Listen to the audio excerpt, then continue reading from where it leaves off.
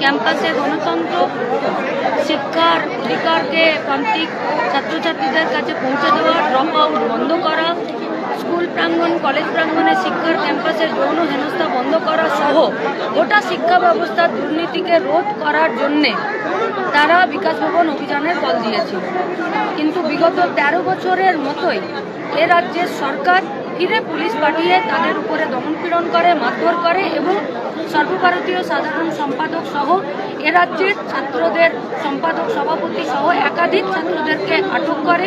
আমরা ভারতের গণতান্ত্রিক যুব ফেডারেশন প্রথমত তাদের দাবি এবং আন্দোলনের প্রতি পূর্ণ সমর্থন এবং সংহতি জানাচ্ছি এবং আটক ছাত্র নেতাদের দ্রুত